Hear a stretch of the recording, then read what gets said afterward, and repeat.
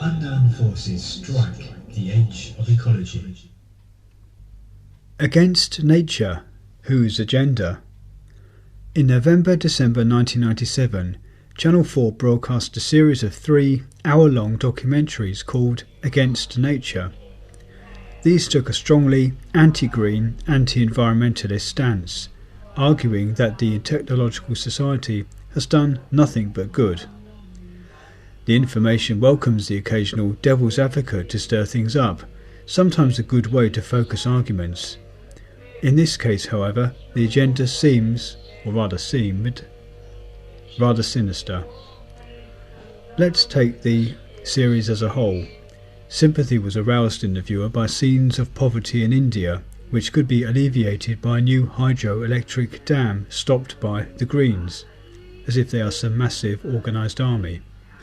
Yet other scenes showed the excesses of city life as wholly desirable. We need less waste in the first world, more resources for the third, but not more waste for everyone.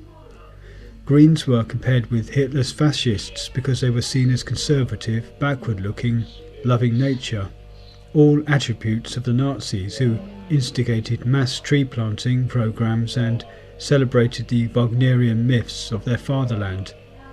Yet Hitler also pioneered rocketry, V-weapons, leading to the US space program, also the first motorways, with the assistance of Henry Ford. It's easy to take little bits of evidence and make them fit a theory. An African with a broken leg complained about the elephant that attacked him, saying they should all be behind bars. It is true we shouldn't idealise animals, yet if Africa was full of cars and lorries, wouldn't these cause even more accidents? The elephant can't be blamed for showing its true nature, but humans are sentient beings who choose to convert their bodies into lethal chunks of metal by driving. Yet no balance was provided by interviewing the victims of road accidents, who number many more thousand per year in this country alone. It was also said more trees are planted in today's congested cities than cut down, in defence of modern urban planning. Yet this surely contradicted the fascist tree theory, which applies to gardens, pot plants, even paintings of natural subjects. Greens are not against cities. Mass sprawling populations in the countryside will be an ecological disaster, but that doesn't mean we must have choking car-filled cities. The city can be a far greener, more pleasant place given the right policies on land use, architecture and transport. But in willfully neglecting such details, Against Nature was against sanity. The third programme was a little better, defending what it termed Frankenstein science, arguing how scientists should not be accountable to the potential hazards of their work, as this stifles invention. While all science may have risks, I'm sure you could fall off a roof installing a solar panel, there are surely no such rights without responsibilities. Science can't just make a careless mess for other science to clear up. Two wrongs don't make a right. The new genetic foods will alter species forever, yet the process is treated as mere consumer choice. The crisis over BSE, CJD and British beef shows where such lax philosophies lead. Perhaps the old song, I say tomato, you say tomato, should go, I say tomato, you say genetically modified organic consumer edible. Let's call the whole thing off. We did have sympathy with the surgeon who wanted to attempt the first full-body transplant, i.e. transplanting a paraplegic's head onto a donor body. There is clearly a gain in such an operation, which only seemed ghoulish because Against Nature's makers kept telling us we already thought so. They should have respected the intelligence of their audience and explained the procedures in an enlightening way. There was a comeback discussion show late one Tuesday which we didn't see, but it seems dubious to place it in such a graveyard slot. The information lodged objections with the Broadcasting Standards and Independent Television Commission, who agree interviewees were unfairly treated, though are unable to criticise an editorial line. however dubious. Loving More. A much better offering from Channel 4, the late night chat show For the Love Of, comes and goes, postponed by such trifling events as Scottish and Welsh referendums. We particularly enjoyed the episode on tree lovers, fascists, with the myths and magic involved. Underground structures prove spooky, while the new series, Spring 1998, has been even better. Diana Conspiracies looked at the possible assassination of the late princess and made chilling late-night viewing, while Alien Abductions brought a welcome human angle to this often ridiculed topic. Most entertaining was Time Travel, including some very argumentative guests. Presenter John Ronson stayed cool. Well, I'm sure Against Nature, the programme, is pretty much forgotten. I don't know if it's available on YouTube anywhere. Probably not. It's one of those things that gets shown once and you never see again. I did refer to Greens in that article. I wasn't talking about the Green Party. I was talking about the environmental movement in general.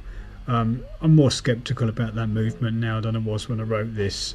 But this article was very much putting the counter-arguments to something which was already very slanted unfairly towards the environmental movement, to be fair.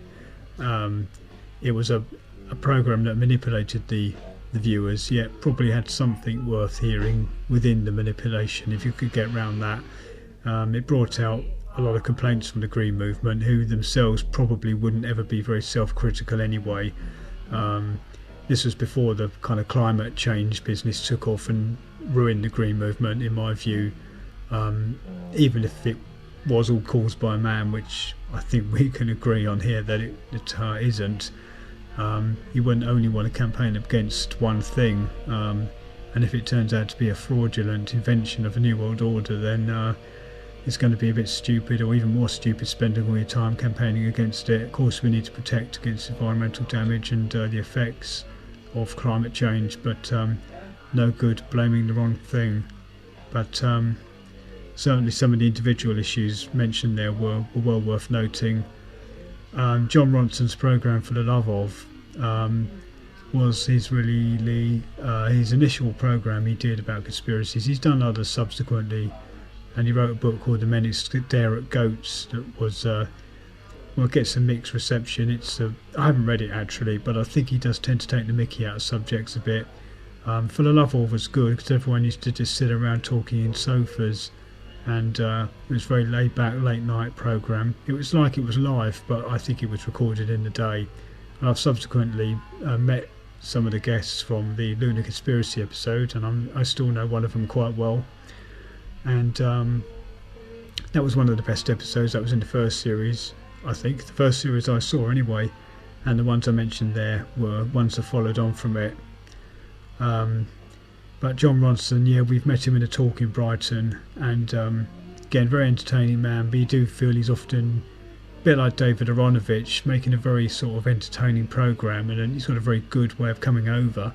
You like listening to him, but he's kind of debunking it at the same time. I think David Aronovich is much more against the conspiratorial view than John Ronson, to be fair. I think John Ronson's kind of semi-sympathetic, but in a kind of liberal way that, again, like I've sometimes thought with things like the Fortune Times, they'll give you a kind of time of day for being a bit of an oddball, but will they ever believe what you say? And that's the trouble with those sort of things. But For the Love Of, I should think there's still bits of it on YouTube. I haven't looked for it on there for a while. I've got a lot of audio recordings of the show. I used to plug a cassette recorder into the TV and record the episodes, so I've still got all those audio recordings, which are excellent, because most of it's just talking. Maybe we could put it out. Well, we can't put it out as a podcast, but it may as well be, because otherwise you're just looking at people sitting in sofas talking. But I think there are some bits of it on YouTube. But the audio recordings are certainly a good record of the type of campaigning that was done in the late 90s, pre-9/11, but at the same time the Diana thing happened around that time, and they were just getting into the early days of unravelling that with some very good guests. A guy from Executive Intelligence Review, and John King, who's written an excellent book about Diana, and some other guests. Some of them had rather strange ideas. One said that she wasn't even dead and she was living in America, but I think we can dismiss that. We haven't seen her anyway. But then maybe Elvis is still alive, who knows. Okay, signing off.